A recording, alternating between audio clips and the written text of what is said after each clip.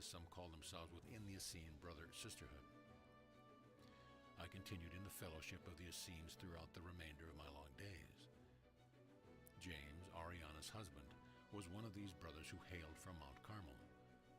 The stories he had told about Carmel quickened my spirit, and I felt called to go to the mount where Samuel and Elijah had taught, there to establish myself as a full initiate within the ancient Essene mysteries. So it was that, with Ariana, James, and 5 of my 8 grandchildren, I left Jerusalem in 559 BC to begin a new life.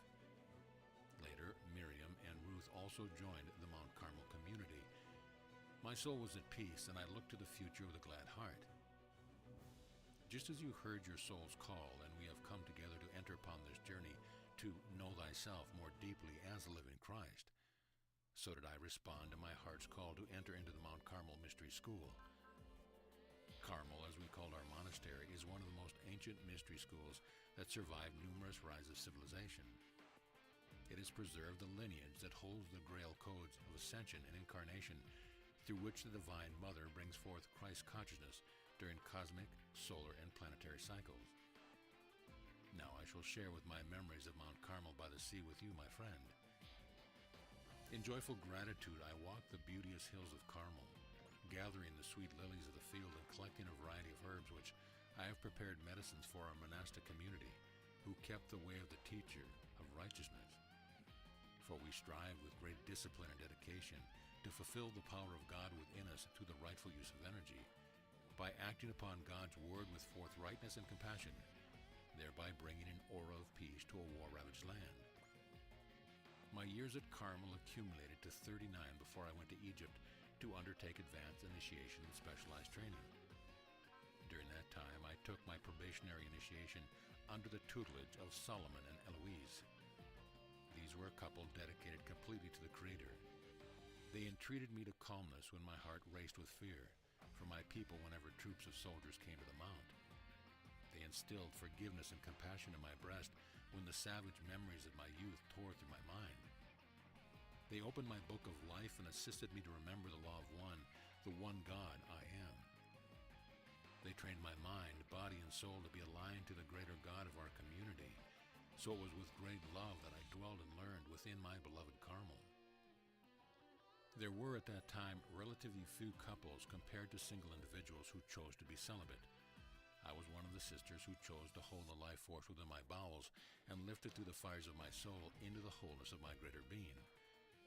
Whether married or single, we sanctified our sexual energy and looked upon this great force with reverence and awe. We studied the forces of nature and called them the agents by which we could know God as both Father and Mother, Spirit and Matter. We were attuned to the spirits of plants, minerals, fire, water, and air. These were called angels, to whom we prayed for grace each night and day. The cyclical seasons were honored, as was Mother Earth and Father Sky, through songs, dance, and feast.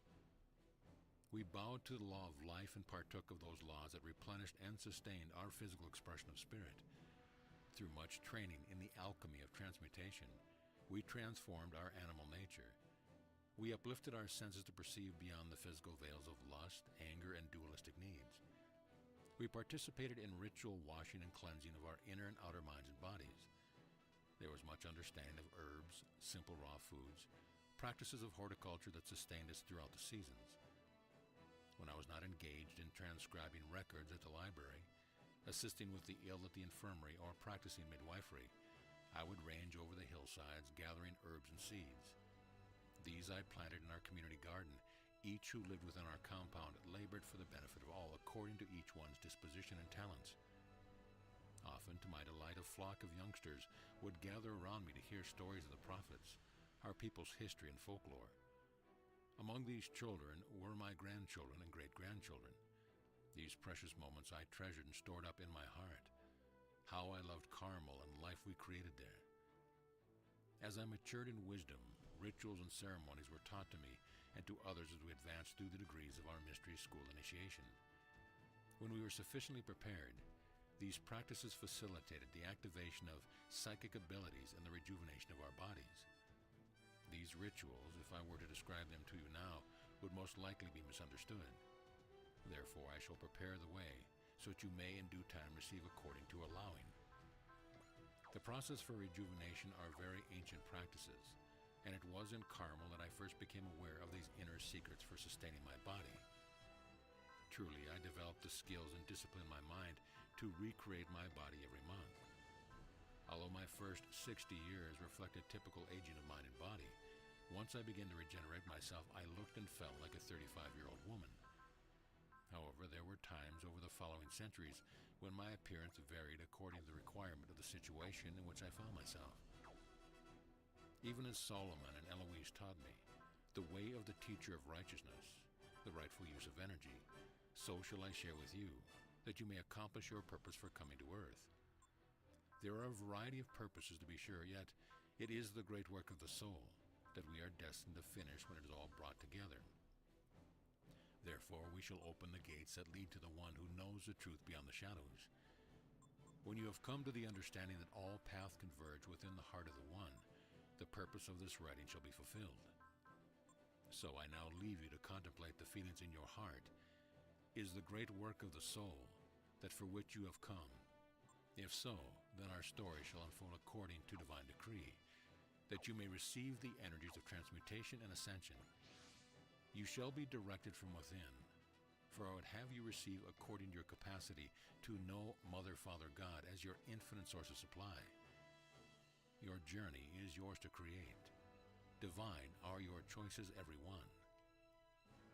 I am here to comfort you during your passage of birth, even as I hold all life. I represent the mother of mothers. In some way, you are always my child, yet more so at this time of self-empowerment. I call you my beloved friend. Together, we shall merge at the ending of time. Are you ready to remember who you really are and be finished at last with the drama that has held you apart from your true self? If so, read on. Be prepared to exchange your old identity for one far vaster. And those of you who have long trod the way of the one, I welcome your countenance and offer mine as your mirror. Greater effulgence is the gift I give to all who persevere through my many words and enigmatic phrases. We have now completed the first circle from where we started when first we began the story of Anna of Mount Carmel. Yet other circles await us, as we walk the terrain of my life until all is gathered up and brought to completion. Next to come is the story of my sojourn in Egypt, where I became a high priestess of Isis and Hathor, which prepared me for my work in the Essene and Magdalene orders at Mount Carmel. Chapter 4. Anna's Initiations in Egypt. As we pick up the thread of my life just before I departed Mount Carmel for Egypt, I hasten to remind you that I had already begun the process of youthening my body by disengaging from the collective consciousness that believed in aging and dying.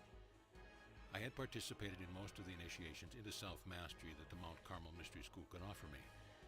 My incessant desire was to expand my awareness and innate capacities, as well as to know union in God, while still retaining my physical body.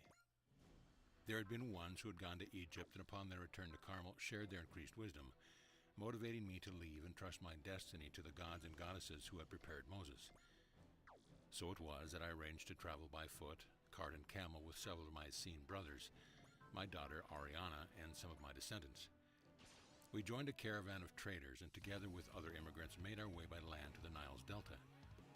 Our destination was On, a temple complex mostly in ruin around which many Hebrews still remained since the Exodus. They lived in clustered village homes made of sandstone mud brick. You know this area by its Greek name Heliopolis. Very little of ancient On remains in your day because it lies buried beneath the Cairo airport and is engulfed by Cairo's sprawling metropolis.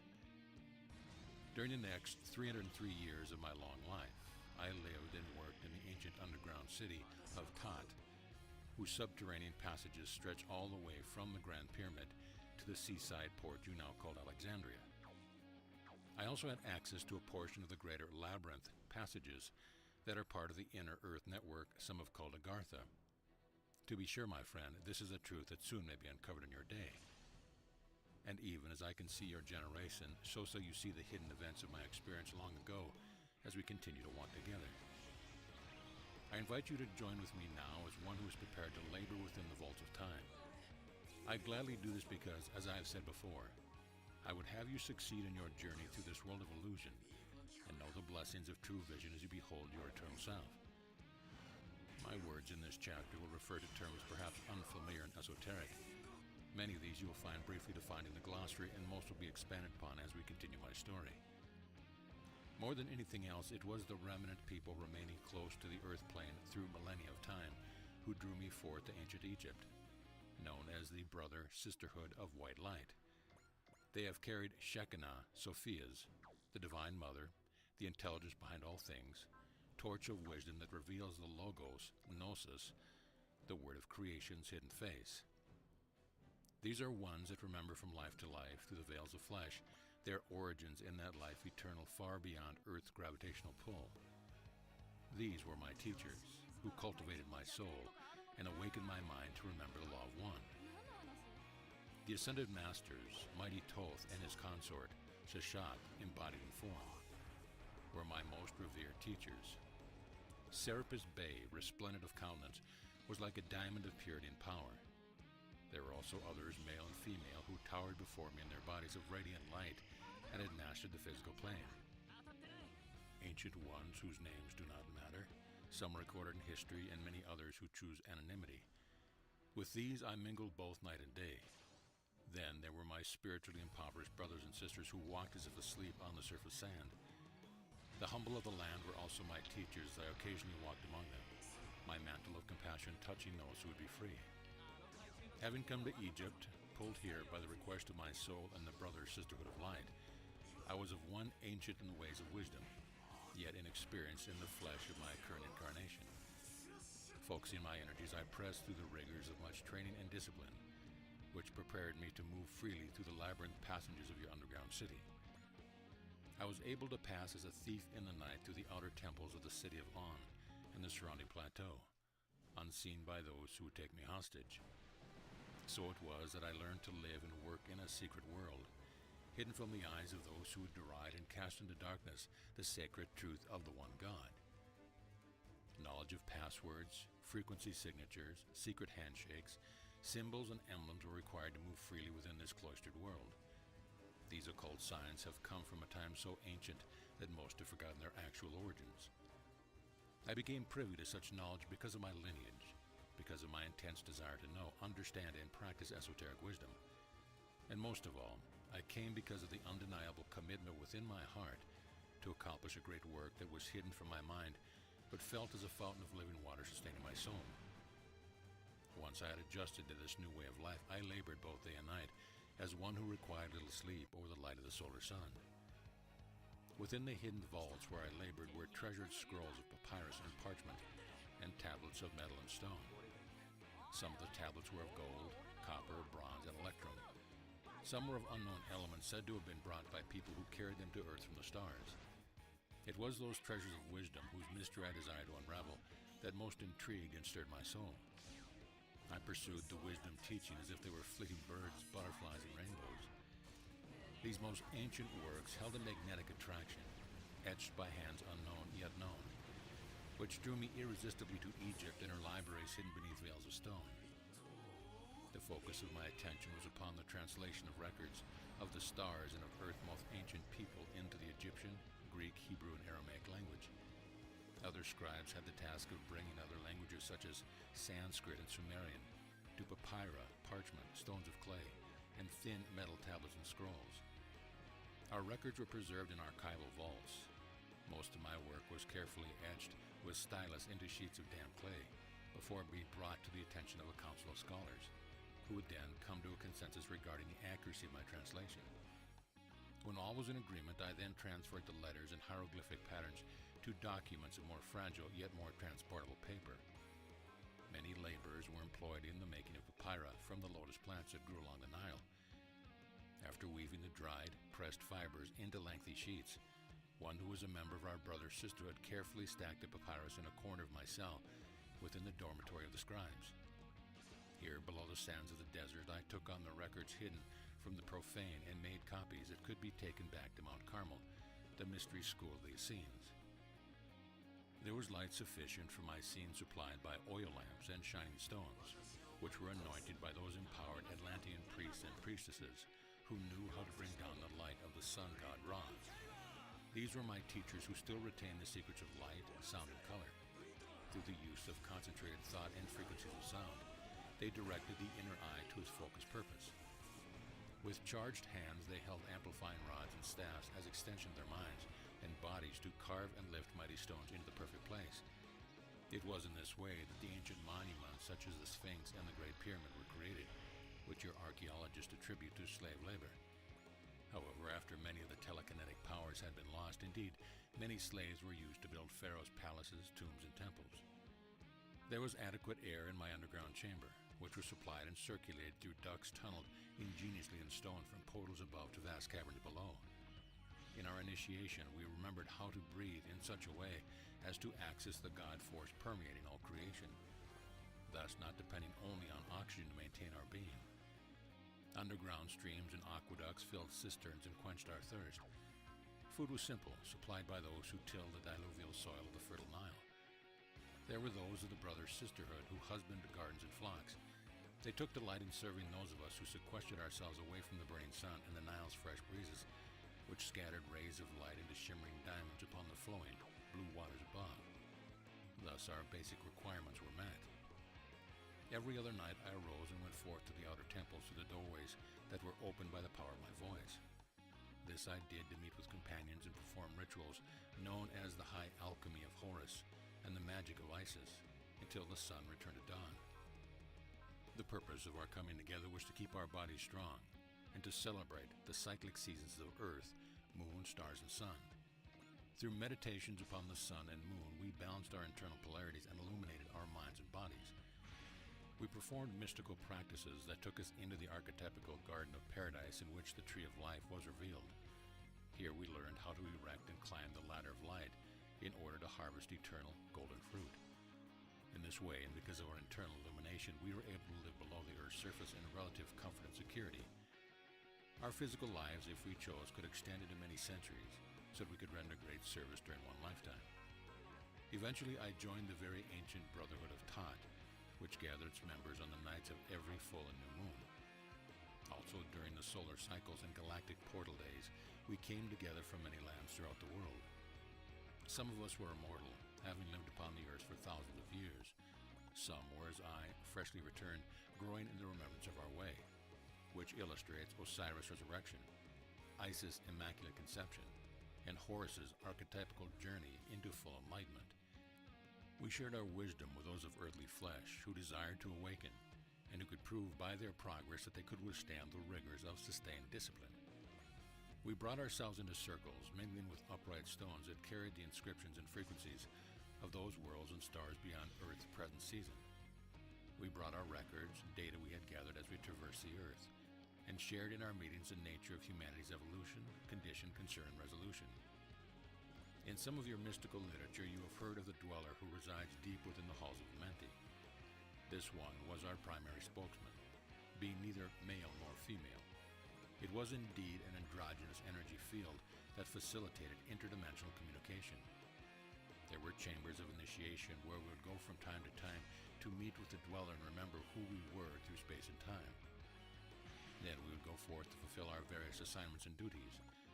Some arose and returned to Lightcraft to observe and influence the affairs of Earth as decreed by universal law. Some walked among the populace of the lands of Earth as seemingly ordinary men and women. Others stayed obscure, hidden below. Such a one was I until I had completed certain initiations, which would make me capable of playing my part by moving freely among the surface tribes of Earth to fulfill my destined part. There was much to learn and much to remember. Fortunately, there were the records of others that myself had kept during earlier eras, and there was always the true self, who holds the mystery whole and pure within the inner temple. I learned how to access this self through stilling my mind and opening the 7 seals or rings of power. These are known as the subtle energy centers yogis call chakras. There were methods for erecting the internal etheric rod of light, raising life forth through the spine's 3 channels, and circulating cosmic energy through the physical body staff of life or endocrine gland. I remembered who I was before the rising of Lemuria and Atlantis when I served the cup, the Holy Grail. And I remembered my promise to remain on Earth until all are lifted up.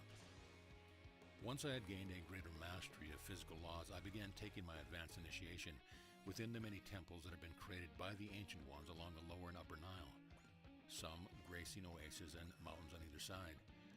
I traveled deep into Nubia and beheld the spectacle of Ramses' tomb and the monument to my lineage you call Hathor.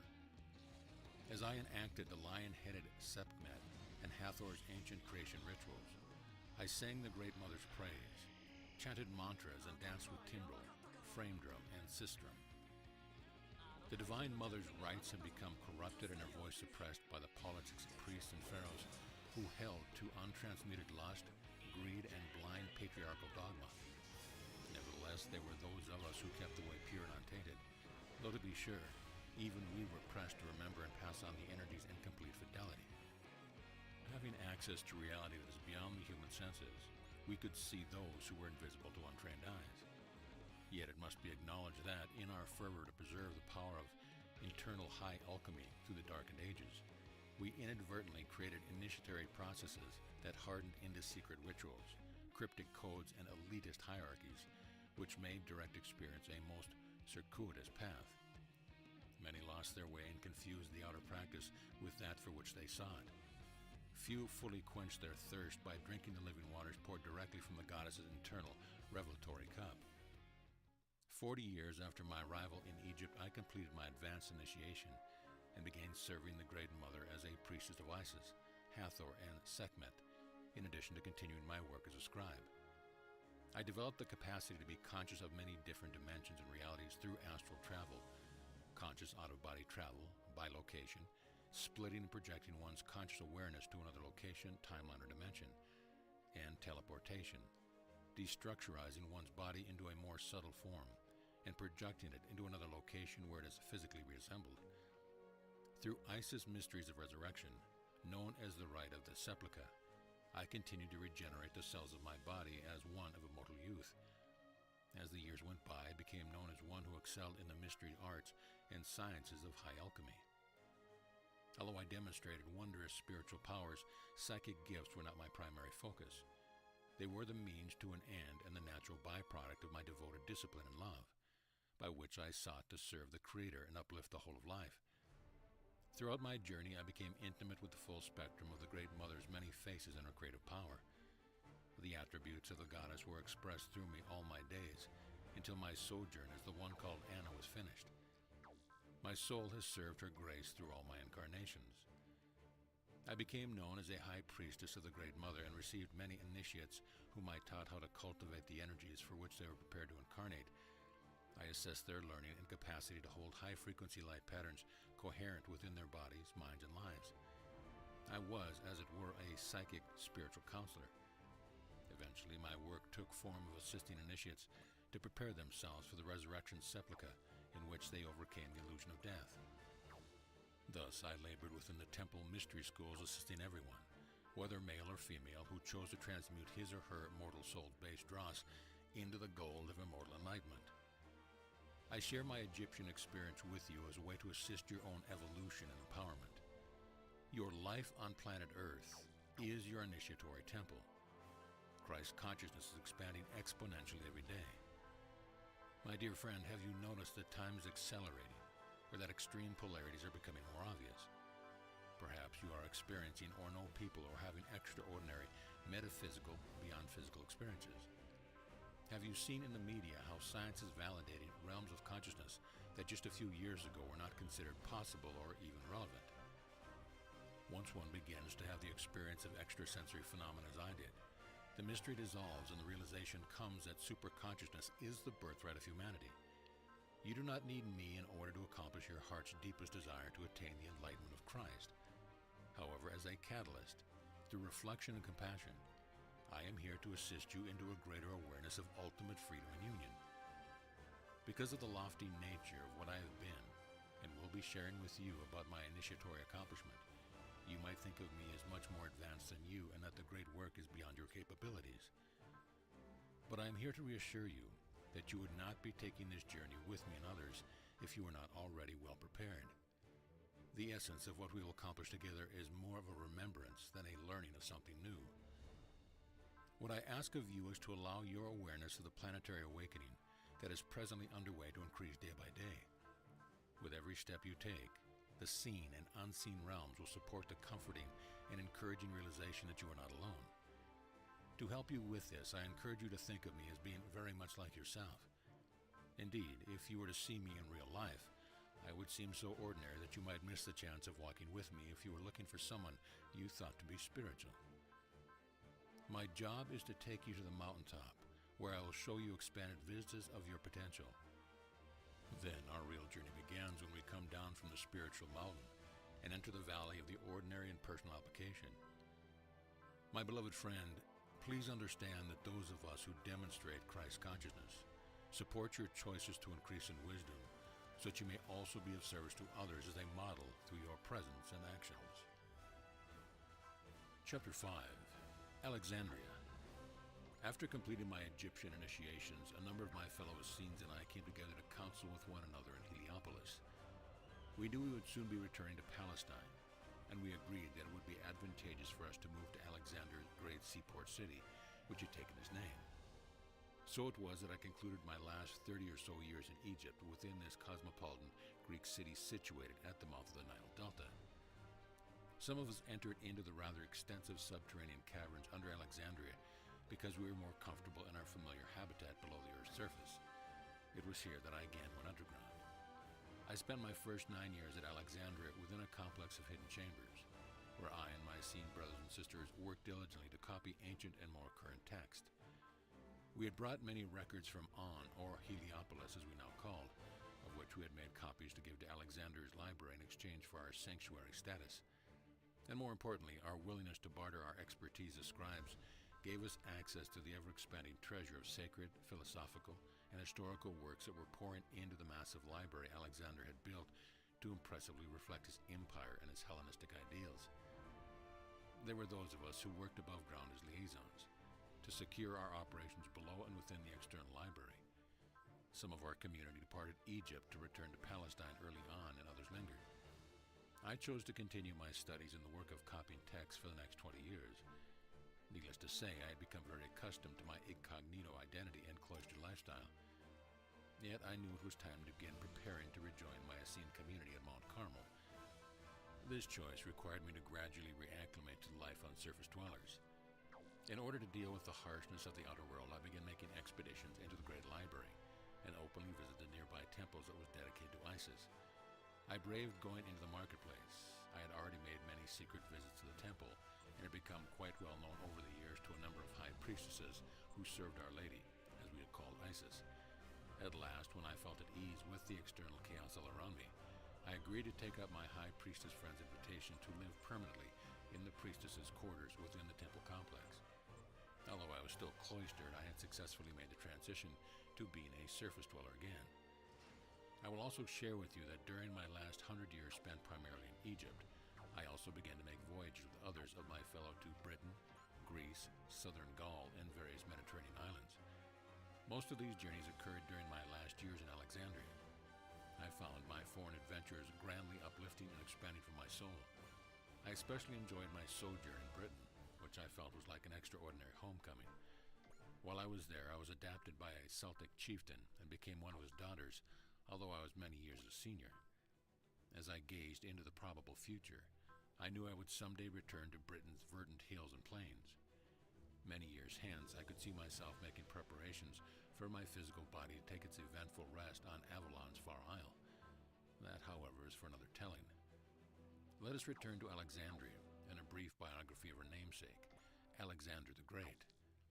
Alexander of Macedonia was a student of Aristotle, who took his initiation in Egypt within the most sacred chambers hidden away from those blind who intercede.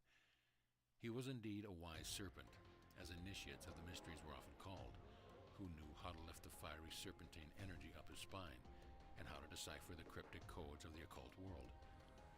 Alexander supported and gathered to himself the elect, the magi, the soothsayers, the magicians, and the doctors of the body, mind, and soul. Long before leaving Egypt for my return to Mount Carmel, I chanced to meet Alexander in a secret council meeting when he was but a youth. Therefore, I looked upon him as a brother, though he was eccentric and was eventually seduced by the glamours of power in later years. when corruption entered his mind through a sickness that is common to those who compromise their souls. Though his years were short, his influence left a mighty legacy. One day, as I was making an excursion into the inner city, I looked up and saw Alexander's conquering banner waving above the monumental tomb that had recently been erected in his memory after he died at the age of 33. All the peoples of Alexandria and the Nile's temple cities had felt heavily oppressed by the inept governance of the Ptolemaic Macedonian dynastic families, a teeming throng of humanity, to be sure, called Alexandria their home. Here was a large cosmopolitan city of such grandeur that I could not compare it to Jerusalem, except to say that Alexandria held far more wonder for my inquisitive soul. Long had it been since I left Jerusalem in her defilement. From messengers who traversed the lands, I received word that Jerusalem had now become so corrupt, and the ways of the Lord so distorted by politics and dissension, that I found it a grievous sore upon my heart to think of returning to be within her towering walls. But to be in Alexandria, even with all her intrigue, violence, and suffering, was a relief and a solace. In her port were harbored the boats of many distant lands, and among her narrow streets and wide boulevards were people of all colors, beliefs, and customs. There was a facet of myself that took delight in the clamor, excitement, and adventure, so much stimulation to my mind and senses. Yet there was also another side of me that preferred the silence, the inner contemplative life, and the rejuvenating balm of nature. Thank God I could enjoy both aspects here in newly born Alexandria, built over a remnant outpost of the brother sisterhood of light that came from Atlantis. Here, in the form of marbled halls and temples and great fortresses of granite and sandstone, were the monuments to humankind's evolution through time. Sequestered deep beneath the outer vaults was also a hidden city, as I've already revealed, not known by those who rioted, caroused, and numbed their souls. It was to this boon of ancient wisdom that I was drawn like a moth to eternal flame, to be lifted up into the light of direct revelation. From its very inception, Alexandria was destined to become an international melting pot, and it did indeed facilitate the merging of many different cultures: Atlantean, Egyptian, Cretan, Phoenician, Hebrew, Assyrian, Babylonian, Persian, Greek, Macedonian, and Roman. Yet the predominant culture was Greek rather than Egyptian, so that, for all intents and purposes, it became a Greek outpost in Egypt that was essentially devoted to the cultivation of Hellenistic culture. Those of Egyptian descent who were of the priestly line, or the pharaonic lineage, had temporary residence in Alexandria, where they were entertained. However, their primary residence were at Heliopolis, Thebes, and other cities along the Nile. Thus their presence was honored, but they had little influence upon the political and social environment of Alexandria until the incursion of Rome brought an end to the Ptolemaic dynasty. Cleopatra, who was of Macedonian descent, was allowed to reign as Queen of Egypt from 51 to 30 BC. On the other hand, those Egyptians of the working class within Alexandria were held in subservience and had little opportunity to raise their social status through intermarriage. The Hebrew population was especially welcomed for a number of years, during which they were accorded privileges comparable to those enjoyed by Greek subjects. However, this policy resulted in such a rapid increase of the Jewish population that they had aroused considerable resentment by the time I made my departure in 207 BC. So it was that during the months before my departure, I began in earnest to finish my library assignments and temple service and make my farewells. Through the remainder of my days, I would continue to feel Egypt's influence, and in a future time my story will return to her ancient monuments. When we meet again, my dear friend, we will take up the accumulated treasure of wisdom gathered in Egypt and make our way to my beloved Mount Carmel by the sea. Chapter 6. Anna's Return to Mount Carmel. Briefly now, let me share with you, my friend, the circumstance surrounding my departure back to the land of my parentage. That is, the parentage of my physical body, for indeed, my true parentage was the Father-Mother, cosmic birther of all life.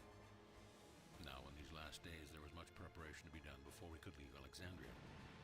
There was a company of us who would travel together, some going to Mount Carmel, others to Jerusalem, and the recently redeveloped Essene community at Qumran near the Salt Sea.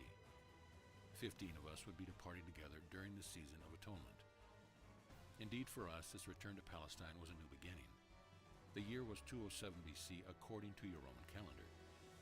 We had engaged a sailing vessel owned by a Greek seaman who knew something of the brother sisterhood. though he was not one of us. There were 5 women and 10 men who had set sail.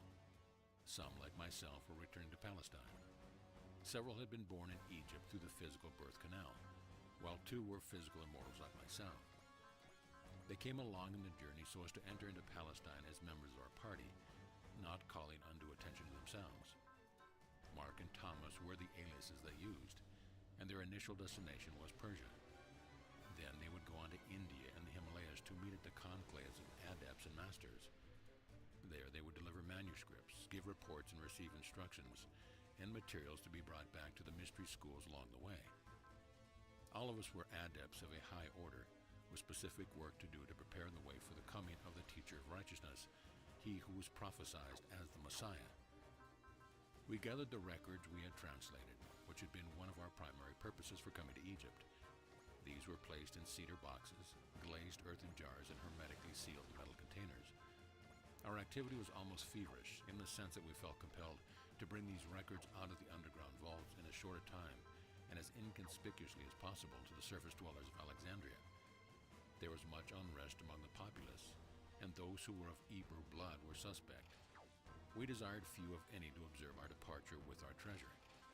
As I had already explained, long before the city of Alexandria was built over and around it, the seaside village of Rakitis, overlooking the Isle of Pharos, had been used as a port through which the brother sisterhood had passed to and from distant lands across the Great Sea. Fortunately, we had access to ancient underground passages that took us directly to the wharf, and so within several days we brought many freight boxes to the storehouse, from which they were then loaded onto our hired ship, along with our provisions. Our plan was to set sail on the night of the full moon, when the city was in slumber. I had already said my farewell to my beloved friends and relatives, knowing well that I would return to Egypt whenever necessary, through the power of my will to bilocate to carry on my esoteric work. Most difficult it was to say goodbye to the descendants of my beloved daughter, Ariana, she who had been born when I first merged with Hannah long ago. This remnant of my family, many of whom had taken initiation and become adept in the mysteries, would remain in Alexandria, Heliopolis, and Thebes, to play their parts by welcoming him who would fulfill the prophecy that, out of Egypt, I called my son. Only one of these, my great-granddaughter, Hismariam, came with me. She was one of the first of the many descendants to be born in Egypt, and of these, she was one of the few people who eventually mastered the secret of perpetual youth. Of her, I shall have more to say later on. The destined hour of our departure finally arrived. The great Pharos lighthouse cast forth its golden rays through thin veils of fog, and the full moon lit our way as we watched Alexandrian's beacon slip into the mist. Our passage was unhindered, as the winds and natural currents provided adequate thrust to our movement across the Great Sea. One of the brothers who came with us was called Phalios, and he was one whom I had known from time to time in my temple activities at Heliopolis, Memphis, Abydos, and Dendera. He had been a disciple of Socrates and had witnessed his trial execution in 399 BC. For those who would know the truth, Socrates passed through the dark night to become one who was available to initiates on higher planes. He knew the way to resurrection and had passed the test. Philios warmed my heart with his robust present and uncanny knack of foreknowing. He played the flute and lyre, lifting our spirits as we sailed. Indeed, I felt a deep connection with his brother, though there was no desire to consummate our heartfelt longing through our loins. To be close, hand in hand, was enough celebration of the life force to fulfill us. It had been a very long time since I was taken to a man's warm bed. Being with this one stirred memories laid aside while mastering the Shechem life force and claiming the rewards of celibate discipline involved in mastering the high alchemy of Horus. Occasionally, I had participated as a high priestess in the enactment of a light conception of Horus in order to learn the sexual energy practices of Isis with a partner. Although the expression was very rare, it was as if we're back in the priestess role serving Isis, suddenly feeling the intense rising of my sexuality as the days passed in Philios' company. Surely, Philios was opening me to look into my yet as unknown future. Perhaps a mate was forthcoming. Reading my thoughts, Philios chose to remain silent and became somewhat aloof. Alas, as my life's path unfolded, it would be many years before I was called to stand with another beneath the canopy of marriage. So you see, my friend, I, like you, have sexual urges, and the desire for companionship. I, too, know full well the stirrings within flesh to open myself to love's full tide, and to fill my womb with the seed of man, remove the sting of barrenness, and bring forth the fruit of progeny. We landed at the port of Ptolemais, just 10 miles north of Mount Carmel, in ancient Phoenicia. This port had been known as Acco, and in your present time of Israel it is once again known by its original name. Awaiting us were a group of Ptolemy's soldiers and a tax collector. Also there to meet us was a welcoming party from Mount Carmel, including a young initiate and priest by the name of Matthias, about whom I shall have more to say later. Fortunately for us, we had papers from the governor of Alexandria, sealed by his own hand. One look, and with the convincing words of Matthias, all our goods passed inspection without being profanely opened to curious eyes. We gladly paid Ptolemy his tax. Our preparation was paying off. Not that the bribe was involved. It was a time when knowing how to ingratiate oneself with the powers of the land was necessary to accomplish our work among humanity. At times such as this, those who knew how to wield influence through wit, logic, and Hellenistic connections could overcome political obstacles. To meet any circumstance that required diplomacy, members of the Brother Sisterhood were specifically trained to open doors that would otherwise remain shut. From Carmel, Matthias had brought wagons pulled by oxen and donkeys. Our entourage and precious freight trekked slowly southward from Ptolemais, past Till's Saw to the rocky precipice lovingly called Mount Carmel, or Fruitful Garden. Moving inland, we made our way across the cultivated land that you presently called Haifa. Then, pitching and lurching, we wound our way ever upward over the rough-hewn, stone-paved highway. How my heart took flight as the winds bore the scent of cedar and pine. Thank God to be returned to this sanctuary that I loved above all others. Weariness fled as we approached the small pinery. I alighted from the wagon and ran ahead on foot. Though the grasses were parched and the air cold in comparison to the desert from whence I had come, here was home, and I gratefully received her welcoming scented gifts, wafting in the autumn breeze. Bells rang out, and joyous clamor of children greeted us as we were hailed by the community of the Essene Fellowship. Out to meet us came old and young. A high day it was for all as we ran into each other's arms, singing and laughing. Then, after giving each beloved one an embrace and kiss on both cheeks, I ran up Carmel's thinly forested mount with winged heart and feet. Enraptured was I to greet each familiar tree. Now many were towering above me, where long ago I had known them as saplings. I threw my arms around these beloved friends, some ancient, having stood silently through the ages. Some had departed, taken to build edifices far away, or to add to the monastery. I released them to their mutually agreed purpose to assist humanity. Children pulled at my skirt while I was thus engaged in my reverie, returning me to the path that led to Samuel's sanctuary, and my old room within the quarters of the scribes.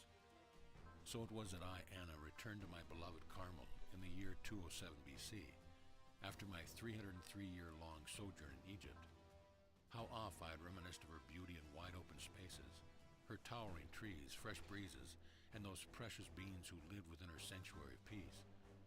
Long had been the time since bringing all my focused energy and presence here to this sacred place. Now that I had returned, what lay ahead? To be sure, it was a mystery. Yet there was also a knowing that the drama to unfold, for which I had prepared my soul for millennia, was at hand. Coming to myself, I ordered the affairs of my life to bend to the will of my higher mind.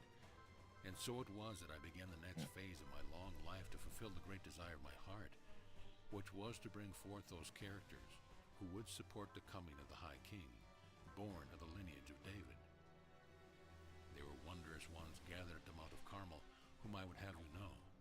I shall begin by introducing you those who still remain, even ones who were there when I took my departure to Egypt in 510 BC. First, there was Solomon, a worthy soul, head of the Essene order, who took the name of his forefather, Solomon the Wise. He was approaching nigh 500 years lived within his body. His days were soon to be accomplished, and he was preparing now for his transition to higher planes. I was deeply honored to be with him as he took his journey back to his creator source several years after my return. Then there was Timothy, as bright and jovial as when he was a lad beginning his initiation into the Essene order, at the time I was preparing to leave for Egypt. He had come to Egypt at my invitation, and there I had prepared for him his work as a scribe and teacher of the way. He had then returned to assume his duties over the Carmel library and the teaching of the younger boys. His presence would continue to bless Carmel for yet some time, and later on his great wisdom and devotion would be of great assistance in laying the foundation for the library at Qumran. There was also Micah, who had spent his early years in the temple complex at Jerusalem. He was one who knew the Mosaic law forward and backward, as the different sects of Jewry understood it. He was also well versed in a portion of the original records that dated back to Moses and Akhenaten, which were secreted away in the vaults below the Temple of Solomon, where a remnant of the brother-sisterhood remained as its secret custodian. He observed and bore witness to the truth within the higher law whenever the opportunity arose to share his wisdom. He was grateful to be free from the intrigue and turmoil of Jerusalem in exchange for the simple, carefree life upon Mount Carmel. Micah had escaped with several of his Essene brothers when Jerusalem was besieged in 587 BC during the reign of Zedekiah. Memories continued to weigh heavily upon Micah's shoulder over the loss of lives and the imprisonment of torture of many of his family and brothers of the secret order. Nebuchadnezzar's hordes had eventually overrun Jerusalem's wall, and the entire city had been sacked and burned. Micah, too, had suffered injury. His limbs were broken and brutally crushed. Consequently, though, he was an adept who had the power to heal. He walked with the aid of crutches through his many years. It seemed as though his soul gave him this reminder so that he might continue to choose compassion for those whose mind would judge. Now, Micah too would soon take leave of his earthly duties of teaching and calling the congregation to prayer and ceremony. With this one, I would again be honored to behold a beloved brother's ancient form within the shroud of white light as his soul slipped away one cold winter night. Over the next 2 centuries, I joyfully settled into my routine of sharing the wisdom teaching, initiating the mysteries, cultivating and gathering medicinal herbs, and giving my time and energy to our little community as it gradually expanded. Many new initiates came to Carmel to be taught and prepared to enter into the mysteries of the way. Some of these initiates I had met while in Egypt. Most were yet to be born. Remember, my friend, because I knew the way of cellular regeneration, I continued to extend my physical expression for quite some time. Every month I expanded my consciousness into my subtle light bodies. In doing so, I activated the Grail or Christ code within my physical body, as though I were pouring eternal life's liquid light elixir into every thirsty cell. This I had begun to do before my many years in Egypt, having developed this ability to renew my body. I was indeed able to pass through the halls of time for century after century. It was as if the spindle of time had wound itself according to my word and decree, so that I appeared as one who did not age. I will have more to say about this later. Records which have been unearthed and those yet to be found shall testify to the truth of my words describing my longevity. Yet, believe according to your capacity, my friend, for I tell you that what I have done, you may also do, and even more may you do in your day. So it is that I have come forward through these pages to bring the glad tidings of life everlasting, regardless of how long the soul is housed within a physical body. Thus I invite you to partake of my words as though they were food and drink, allowing the essence of my words to stir the Holy Grail within you, so that you may fulfill your soul's destiny. In pages yet to come, I shall share more fully the design of immortality and those rites of passage that facilitate consciousness to awaken the matrix of the physical and subtle body to receive ever-expanding cosmic energies. Chapter 7. His Miriam's Ascension. There was one in our community who had been with me in Egypt and who accompanied me on the boat during my return to Mount Carmel from Alexandria. Her name was His Miriam, and as I've already said, through my daughter Ariana, she was one of my descendants who had succeeded in mastering the secrets of cellular regeneration. During previous lifetimes, her soul had been prepared by the brother sisterhood to teach and exemplify virgin birth and physical immortality. In ancient Lemuria, she had graduated from the Nakal Mystery School, and in more recent times she had incarnated as T, the daughter of Joseph the Israelite, who was sold into Egypt. Although her identity had been concealed in your Bible, T became the queen of Amenhotep III. Queen T further merged the royal bloodlines of Egypt with those of the ancient Hebrews by giving birth to a number of children, including Amenhotep IV, who took the name Akhenaten. Queen T was known for her ability to synthesize the Egyptian pantheon of gods and goddesses under the umbrella of one god. Thus it was that through his mother's influence, Akhenaten brought forth monotheism to the resistant Egyptian priesthood, who called him the heretic king, and later attempted to eradicate any trace of his revolutionary reign. Although unrecognized by many, it was also T, who was instrumental in her son's mystery school teachings of immortality and ascension. Now, of his Mariam, I shall say further that she carried the energy that was later destined to come forth once again as a fully incarnated representation of what you term the Divine Mother. Through her choices to complete her initiations in this life, this one was prepared to play the role of Mary, whom your churches call the Virgin Mother. I had always known his Mariam to be tireless and one so devoted to the ascent of humankind that there was nothing that could deter her from her focused purpose. She was illumined of mind and body. Indeed, I would not be exaggerated to say that she was the Mother Godhead incarnated in flesh. Yet she was humble and completely unassuming, always asking what she could do for others. Simple in her ways and completely empathic, she was aware of every nuance of energies that passed through and around her. So it was that his Mariam and I prayed, talked and walked together within the sanctuary and upon the grassy hillsides of Carmel.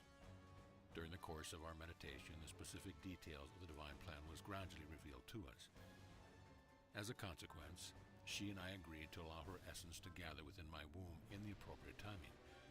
At that time, I would be her mother again, as I had so been often through the cycles of time. We had played these roles of mother and daughter, holding the Grail Cup of the Divine Mother as our stewardship for humanity. The time was not yet, however, for there was still much preparation to be done to pave the way for her return in flesh. Both his Mariam and I were high priestesses of our sacred order and were well acquainted with the process of physical immortality. Thus, when it came time for me to assume my duties as one of the primary overseers of our Essene community and mystery school, it was well understood by everyone that she would become one of my chief assistants. She was indeed my dearest friend and companion. Hello. And over the many years that we served together in Mount Carmel, book listening. As the years progressed, his Mariam and I discussed how our transition from the earth plane would be accomplished. For many years, we had been practicing internal alchemy, so that our conscious awareness of our subtle energy bodies was greatly strengthened. We knew that consciousness could survive the dissolution of the physical body, and that all our memory of our earth plane experience would pass unhindered into the spiritual plane. The difference between most people who pass through death and initiates, such as his Mariam and me, is that we knew how to remain conscious while dying instead of falling asleep. We also knew processes that gave us the option of choosing to either lay our gross physical body down or ascend our physical bodies into a higher dimension. Either way, we were in service to life. If the choice was to consciously slip our light body out of the physical focus, the physical elements that were left behind were charged with higher states of ascended consciousness. Our interred bodies would continue to radiate benevolent blessings into the Earth Mother to assist her eventual ascension. If the choice was to ascend our physical bodies, we could increase the frequency of the physical elements in such a way that we disappeared from this earth plane, thus ascending the physical elements of the earth to the other side of the veil. The idea of consciously passing through death was not to remain identified with a body. We knew we were much more than a body. Our desire was to expand consciousness in such a way as to exemplify to humanity that life is eternal, and that all who choose to reclaim union in God can rise beyond the limiting belief of being imprisoned in flesh. Our hope was that by evolving and mastering our own souls, we could liberate collective consciousness from the fear of being lost in a wilderness of separate bodies and minds. His Miriam's choice was to ascend her physical body into the light realms, and when the time came for her to slip out of her earthly body's focus, we were ready. I remember well that peaceful evening when his Miriam confided in me that she had been directed to take her leave just before the dawning of the day that preceded the Sabbath sunset. We both knew that it was time for her to reconnect in the higher realms of light with the one who would come through her loins after she returned to the earth plane as my daughter. His Miriam had received guidance to take herself to that place near the top of Mount Carmel where, many centuries earlier, Elijah the prophet had bowed his head to the ground after building his altar of 12 stones in the name of the Lord. She confidentially invited Judith, Josie, Mary, and me to accompany her. Late that night, we quietly left the sanctuary and made our way up to the mount at the top, bathed in the light of a setting full moon. His Miriam bade us sit on the benches, which were made from the plentiful flat stones around the meandering path. Judith took her position on the lower bench, and Josie Mary found her place a little further on. Then, not far from the crest of the mount, I was invited to sit and pray. I continued to watch His Miriam as she made her way to the very top. The wind gathered her skirts and shawl and whipped them round her small, slender body. As she disappeared from my view, tendrils of her long black hair caught the breeze, and the fragrance of roses and lilies permeated the air. Although my outer eyes did not see her glorious ascension, my inner eyes beheld an expanding globe of brilliant white light move out from her heart center. I felt the very molecules of her body quicken and restructure into a much more refined form as she merged with a spiraling light. Then, as if the wind suddenly exploded with a whoosh through a vacuum, she was lifted up. The three of us remained in our places until the first glimmer of easterly light began to gather. Then, hearing an inner signal, we all stood up simultaneously and walked to the place where His Marian had taken her ascension. There we wept in joyous exultation, praising the Father and Mother of all life. Deep within our hearts, we knew that we had not lost our beloved sister, but had gained a witness to the highest truth that, no matter what we are called upon to do on this earth plane, life is eternal. And we also knew that when our time came, we each in our own way would, each according to our allowing. Thus the witness of the Holy Spirit penetrated us with deep peace and direct revelations, so we could understand the roles that we had agreed with councils of light to play before His understanding. Each according to our allowing. Time came. We each in our own way would follow the ascending footsteps of our beloved friend. Then the spirit of Shekinah enveloped us, and we received that peace which passes understanding, each according to our allowing. Thus the witness of the Holy Spirit penetrated us with deep peace and direct revelations, so we could understand the roles that we had agreed with councils of light to play before we were born. Thus we further conceived in our breasts the light of Christ, which prepared us to receive His Marian when she would later return to be a mother of the Son of Man. The sun had risen well above the horizon as we gently gathered up His Marian's white, hand-spun linen robes that lay neatly folded where she had sat. After silently embracing each other, we took ourselves to the sanctuary and to the rituals that precede the Sabbath. It was not until the following day that our mouths were unstopped, so that we could explain the circumstances that caused His Miriam's absence and comfort those who sorely missed her. Not everyone in our community was able to understand her sudden departure. Some were grieved by her disappearance, thinking that perhaps soldiers who patrolled Carmel from time to time had taken her by force. However, there were high initiates in our community who knew the purpose for which His Marian had passed through the physical veil. For the benefit of our youth and novices, her unannounced departure was used as a lesson to better understand the purpose of their initiation. Thus our community began the process of preparing for the advent of the Messiah. I knew in my heart this was only the first of many signs that would help our people gradually wake up to a growing internal awareness that the time of His coming was nigh. And what was the experience of those rejoicing beings on the other side of the veil welcoming His Marian's return into the light? As I looked with my inner eye, I saw legions of angels gathering her into their arms. Ever so gently they touched her with their healing energy, as she continued to joyfully spiral upward through dimensional corridors. Pausing along the way to greet many hosts of beings, His Marian joined a triumphal chorus until she stood face to face with the Radiant One, who would be born into the earth plane through her loins. I saw these two embrace one another, and then they passed through a portal of great light, although their humanoid forms did not pass across the threshold. I knew from my own experiences that their consciousness was still intact, as I inwardly experienced them standing before councils of light to give their report, to receive counsel, and to begin the next level of preparation for a coming enactment of the Christ mysteries. I also felt that a greater aspect of my consciousness was joining them in the meeting. Once again, there would be an opportunity for us to gather our wisdom across all time, and to bring our energy together to assist humanity and planet Earth to have the same experiences His Marian had so magnificently demonstrated. Now you have read my account of His Marian's ascension. I would invite you to turn inward, contemplate your own life, lest you believe that the ascension into Christ consciousness is only for one such as His Marian. Have you not noticed that the time it takes between your thinking something and its manifestation is far less than it used to be?